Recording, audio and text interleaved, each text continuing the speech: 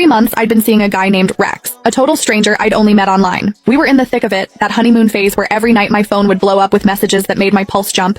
Miss you, sweetheart. Dreamt of you again last night. You were all over me begging for it. I was about to suggest we finally meet, but then he sent me a picture, a casual shot of his desk, and I saw something familiar, the crest of the Falcone crime family. And I work for a company owned by the Falcones.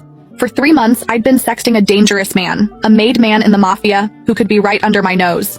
And just when I was trying to figure out who he was, I saw them. The custom black onyx cufflinks I'd picked out for Rex on my boss Marco's wrists. What are you up to? My thumbs flew across the screen. I hit send. I stared at the chat, waiting for the man I knew only as Rex to reply. This had been my ritual for the past 3 months. I'd added him on a whim. We hit it off instantly, falling hard and fast until things got intense. My phone vibrated. It was a picture, a side shot of his computer desk. A few files were scattered next to the keyboard, working and waiting for a text from my sweetheart. A smile crept onto my face. This man knew exactly how to make me blush with just a few words.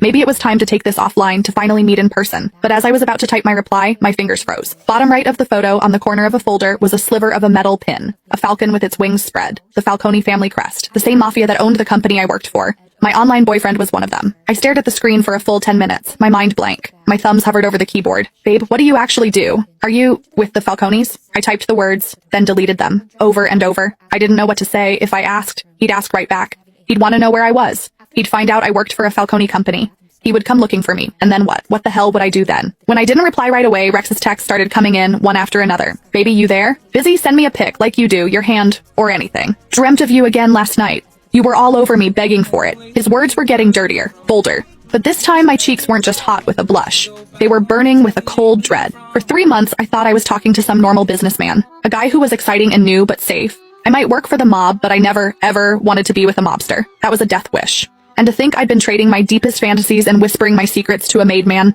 My phone buzzed again, a voice call. I couldn't answer. He'd hear the panic in my voice. I fumbled with the screen, declining the call. Then I quickly typed out a lie. In a meeting, honey. Talk later. He seemed to buy it. A moment later, he replied, waiting for you. I closed the chat and took a deep, shaky breath. I needed to calm down. Think. First, I had to figure out who he was. Was he some low-level muscle or a high-up manager? Second, what was I going to do? Risk it and keep this going, or run for the hills? I opened our chat history, scrolling through our old messages, searching for clues. We'd both been careful about privacy, never sharing details about our work or personal lives, but one thing stood out. He'd once sent me an Abby pic from a gym mirror. His stomach was perfectly defined, and just below his left ribs there was a black tattoo. It looked like some ancient cryptic symbol, all sharp lines and mystery. It was the only identifying feature I had. The problem was, I couldn't exactly start ripping open shirts at headquarters to play a game of Find the Tattoo. Back at my desk, I scanned the office. Men in expensive suits with stone-cold faces prowled the halls. Any one of them could be Rex.